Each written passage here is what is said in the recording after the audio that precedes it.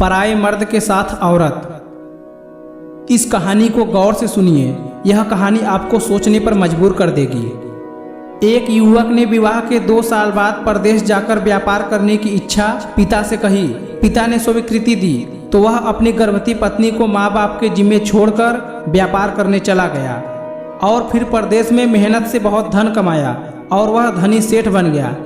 17 वर्ष धन कमाने में बीत गए तो संतुष्टि हुई और वापस घर लौटने की इच्छा हुई।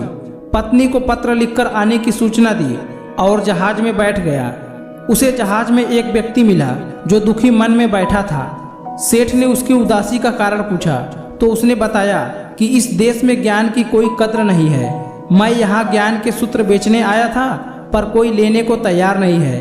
सेठ ने सोचा, इस देश में मैंने बहुत धन कमाया है और यह मेरी कर्म भूमि है, इसका मान रखना चाहिए। उसने ज्ञान के सूत्र खरीदने की इच्छा जताई तो उस व्यक्ति ने कहा, मेरे हर ज्ञान सूत्र की कीमत 500 स्वर्ण मुद्राएं हैं। सेठ को सौदा तो बहुत महंगा लग रहा था, लेकिन कर्म भूमि का मान रखने के लिए 500 मुद्राएं दे दी। व्यक्ति ने ज्ञान का पहला सूत्र दिया कि कोई भी कार्य करने से पहले 2 मिनट रुककर सोच लेना। सेठ ने सूत्र अपनी किताब में लिख लिया। कई दिनों की यात्रा के बाद रात्रि के समय सेठ अपनी नगर को पहुंचा। उसने सोचा, इतने साल बाद घर लौटा हूं तो क्यों न चुपके से बिना खबर दिए सीधे पत्नी के पास पहुंचकर उसे सरप्राइज दूं। और घर के द्वारपालों को मौन रहने का इशारा करके सीधे अपने पत्नी की कक्ष में गया तो वहां का नजारा देखकर उसके पांव के नीचे जमीन खिसक गई। पलंग पर उसकी पत्नी के साथ एक युवक सोया था। अत्यंत क्रोध में सोचने लगा कि मैं परदेश में भी इसकी चिंता करता रहा और ये यहाँ अन्य पुरुषों के साथ मौज कर रही है। आज मैं दोनों को जिंदा नहीं छोड़ूंगा। फिर उसने क्रोध में तलवार निकाल ली और तलवार से वार करने ही जा रहा था कि इतने में उसे 500 स्वर्ण मुद्राओं से प्राप्त ज्ञान सूत्र याद आ गया कि कोई भी कार्य करने से पहले 2 मिनट सोच लेना।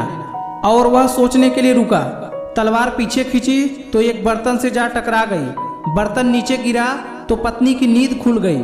जैसे ही उसकी नजर अपने पति पर पड़ी वह खुश हो गई और बोली, आपके बिना जीवन सूना सूना था। इंतजार में इतने वर्ष निकाले यह तो मैं ही जानती हूँ। लेकिन सेठ तो पलंग पर सोए हुए पुरुष को देखकर गुस्से में था। पत्नी ने युवक को उठने के लिए कहा, बेटा उठ, तेरे पिता आए हैं। युवक ने जैसे ही उठकर पिता को प्रणाम करने झुका, माथे की पगड़ी पैरों में गिर गई। उसके लंबे बाल बिखर गए। सेठ की पत्नी ने कहा, स्वामी, ये आपकी बेटी है। पिता के बिना इसके मान को कोई आँच न आए, इसलिए मैंने इसे बचपन से पुत्र के समान पालन पोषण किया और संस्कार दिया। तो दोस्तों, इस कहानी से हमें यह सीखने को मिलता है कि किसी भी व्यक्ति को बिना जाने उस पर शक नहीं करना चाहिए, चाहे परिवार का हो या बाहर का। उनके बारे में जाने समझे तभी कदम उठाएं।